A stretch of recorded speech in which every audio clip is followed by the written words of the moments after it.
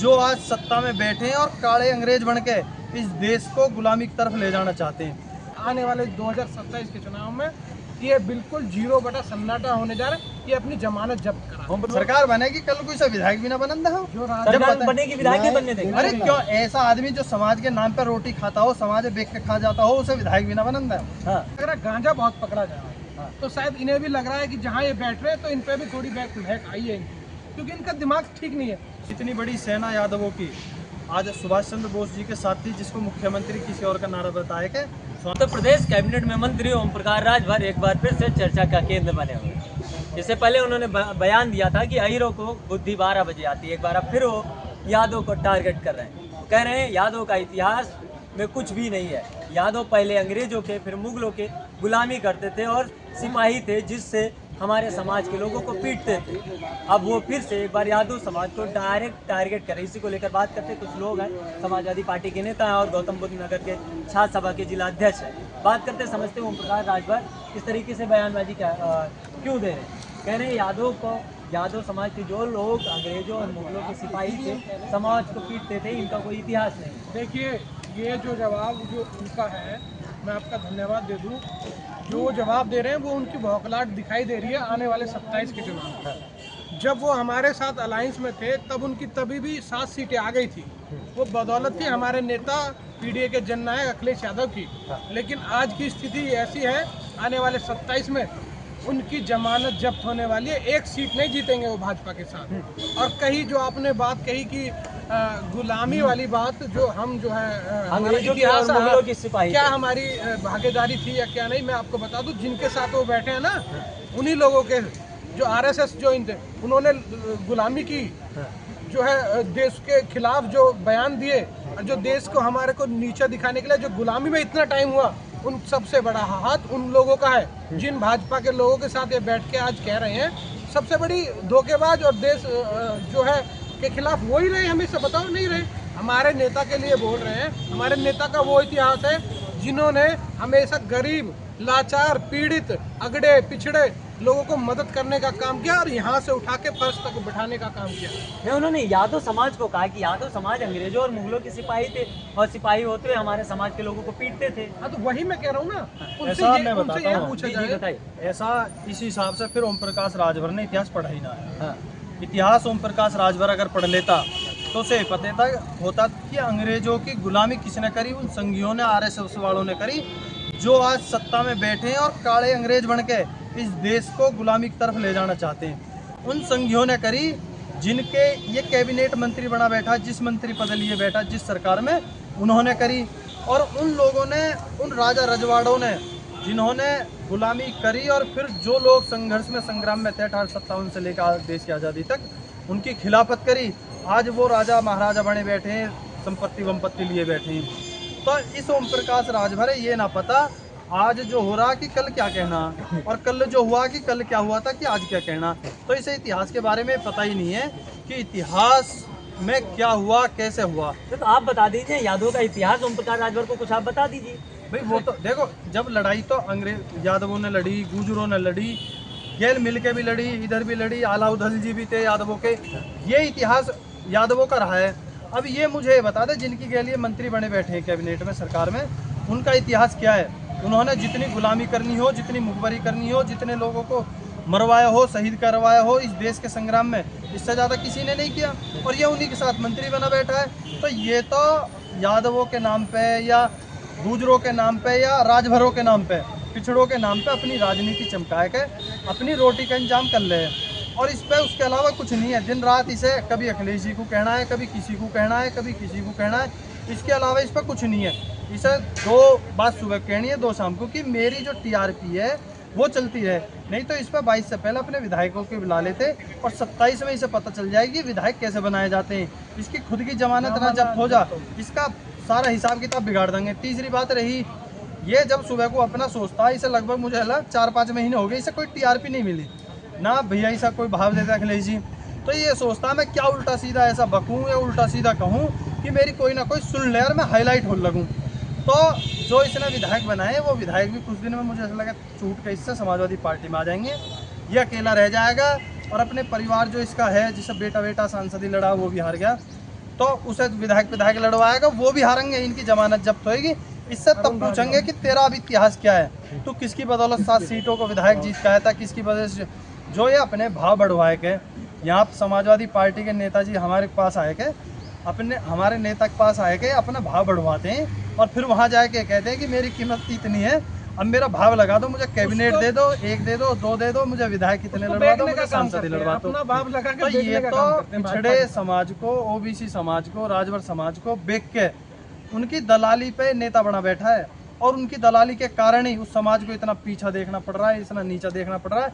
और यहाँ बैठ के कहता है कि पिछड़ों को उनका अधिकार नहीं मिल रहा। पीठ पे अभी भी लाठियां हैं। अब बताओ कैसे नहीं मिल रहा? जो सरकार तुम्हारी है, सरकार में तुम हो, सरकार चलाने वाले तुम हो, और अखिलेश जी बता भाई पिछड़ों का अधिकार कैसे नहीं मिल रहा? पिछड़ों का अधिकार ओम प्रकाश राजभर समाज का या पिछड़े समाज को यादव खाता आया शुरू से, अभी भी खा रहा है। ओम प्रकाश राजभर लगातार कहते हैं। अरे इसलिए तो पूछ रहे हैं, फिर अखिलेश जी से क्यों पूछ रहा है?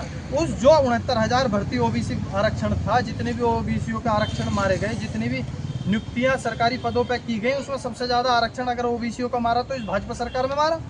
फिर कहाँ से अखिलेश जी की बात आ गई? और अखिलेश जी की तो 27 में बात आएगी, जिस समय सरकार बनेगी उस समय बताएंगे कि कैसा आरक्षण दिया जाता है, कैसा अधिकार दिया जाता है, कैसे पिछड़ों को उनका अधिकार दिया जाता है। तब बताएंगे कि इतने आदमी 100 में से पिछड़े ये लगे हैं। और ये बकवास करता कि हमने अधिकार वाले, हमारी सरकार है, सरकार बनेगी, कल कोई सा विधायक भी ना बनन दे। सरकार बनेगी, विधायक नहीं बनने देंगे। अरे क्यों ऐसा आदमी जो समाज के नाम पर रोटी खाता हो, समाज में बेच के खा जाता हो, उसे विधायक भी ना बनन दे। उसे जरूरत नहीं है समाज को, न समाज को ऐसी जरूरत। पिछड़ों के नेता चैलेंज कर रहे ओम प्रकाश अरे सच है, माननीय राष्ट्रीय अध्यक्ष जी पिछड़ों के नेता हैं और ये अपनी रोटी सेकने वाले 2-4 नेता हैं जो इंगे उंगे घूमते घूमते कभी यहाँ कभी वहाँ कभी वहाँ। इनकी विधायकी के भी लाले पड़ जाएंगे, विधायकी को दर्शाएंगे, जमानत जब्त होगी इनकी, ना विधायक भी ना नहीं लड़ पाए। क्या कह रहे थे आप? मैं ये कह रहा था, जो इतिहास की बात कर रहे हैं, जो लोग जो जो इतिहास की बात कर रहे हैं, उन्हें पता है अपना इतिहास। उन्हें कोई गली नहीं छोड़ी होगी, राजनीतिक कोई गली नहीं छोड़ी होगी जहाँ वो नहीं गए। लेकिन मेरे आज तक ये समझ नहीं आया कि उनको इतिहास दूसरों का जानने में बड़ा मजा आता है। अपना इतिहास जाने, अपने इतिहास में झांके, अपनी गिरबान में झांके तो पता चल जाएगा। आज तक तुमने पिछड़ों के लिए क्या किया है भाई? तुम दर दर भटकते रहे, सिर्फ और सिर्फ अपने लिए, अपने लड़ाई लड़ी पिछड़ों की। अरे कहाँ लड़ी है भैया? अपने बेटे के लिए लड़ाई लड़ी, अपने बेटे को चुनाव लड़ा दिया। लेकिन क्या है, जनता सब जानती, हरा दिया उसको। और अब की बार बेटा नहीं, अब की बार बेटा और बाप दोनों हारेंगे। ये हमारा वादा है आपसे, क्योंकि जनता जो है सर्वोपरि रही है और जो पिछड़ों का हक इन्होंने हमेशा मारा। अब इनकी भाषा देखिए आपने, जब ये मुख्यमंत्री के लिए क्या क्या बोलते थे, काट दूंगा मुख्यमंत्री को, गांजा से चप्पल से पीटूंगा। ये प्रधानमंत्री के लिए कैसी भाषा यूज करते थे। आज ये योगी जी के और प्रधानमंत्री जी के इतने खास है कि बगल में बैठे आप बता रहे हो। तो इनको कैसे बगल में बैठा रहे हैं वो तो हमें नहीं पता, लेकिन इनके हालात बगल में नहीं, ये कहीं के बैठने लायक नहीं रहेंगे। आने वाले समय में, आने वाले 2027 के चुनाव में ये बिल्कुल 0 सन्नाटा होने जा रहा है। ये अपनी जमानत जब्त करा, ये बिल्कुल बाबा जी वादा कर रहे हैं इस बात का, क्योंकि उन्होंने हमेशा पिछड़ों का हक खाया। अब मैं आपको बता दूं, रुकिएगा, मैं करूंगा वीडियो। तो हमारे नेता पीडीए की जो बात करते हैं, पिछड़े की बात करते हैं, अभी वर्तमान में आपको पता है पिछले कुछ दिनों में जो है राजभर समाज की महिलाएं हैं, हमारी आधी आबादी, उनको राष्ट्रीय अध्यक्ष बनाया। प्रदेश में प्रदेश की अध्यक्ष निषाद पार्टी की महिला हमारी, उनको प्रदेश वीडियो करेंगे अभी आधी आबादी है। और हम आरक्षण की बात करते हैं, आरक्षण लागू हो गया था 2023 में, क्यों लागू नहीं होने दी सरकार ने? इन्हीं के संगी है। ये कहे एक बार ही जो हक मारने की अखिलेश जी को बात करते हैं, उनसे ये पूछे कि तुमने कभी योगी जी से सवाल किया कि जो लागू हो गया था आरक्षण, उसको क्यों नहीं किया आपने लागू? भाई क्यों नहीं लागू? सवाल करें तो सही, बगल में बैठते हैं तो उस चीज का फायदा उठाए।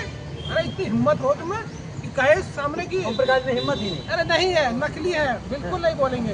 अरे हम कह रहे हैं, आपके चैनल से हम एक बात कह देना चाहते हैं कि अगर वो अपने मुंह से और मुख्यमंत्री से कह दें कि ये आरक्षण जो लागू हो गया उसको लागू कर दीजिए आप पूरे उत्तर प्रदेश में, पूरे देश में 543 सीटों पर, तो आपको ये पता चल जाएगा, सच्चाई पता चल जाएगी कि ये कितने पानी में है, कितने ये चाहते ही नहीं।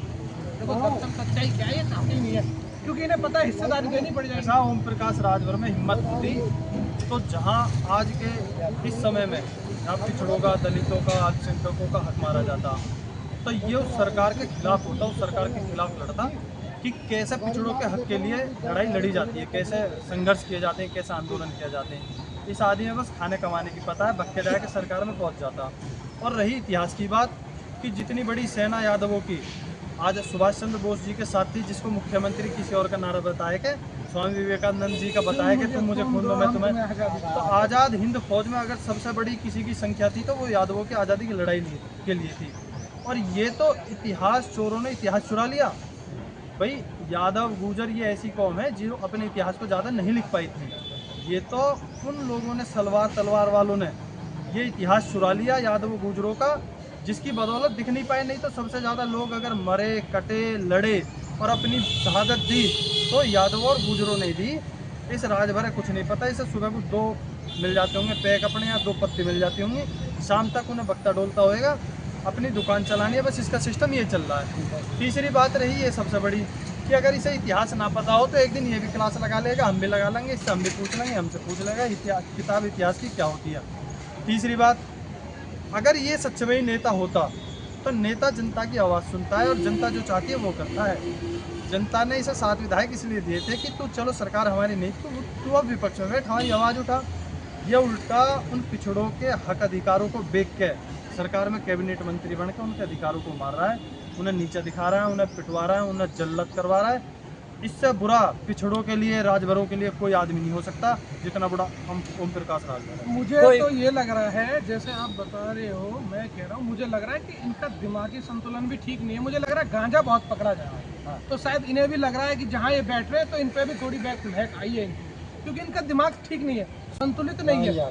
तो ये गांजा जो पकड़ा जा रहा है, और जिन जिन लोगों के साथ ये बैठते हैं तो उनका तो बहुत लगाव है गांजे से, तो ये मुझे लग रहा है इन पे भी इफेक्ट आ गया गांजे का, इफेक्ट आ गया। इस तरीके से ऐसे बयान दे रहे हैं। लेकिन ओम प्रकाश राजभर ने जिस तरीके से एक समाज को, एक कम्युनिटी को टारगेट किया, लगातार ये यादव समाज को टारगेट करते हैं, तो उनकी जानकारी पढ़ना चाहिए कि 1857 की क्रांति में राव तुलाराव ने किस तरीके से जंग लड़ी थी। उसके बाद चाहे रेजांगला का युद्ध उठा ले, आल्हा उदल की क्यों कहानी पढ़ ले, या माउंट एवरेस्ट पे यादव की जाने की कहानी पढ़ लेना चाहिए ओम प्रकाश राजभर की, और यादव की सौरगाथा या पढ़नी चाहिए ओम प्रकाश राजभर को।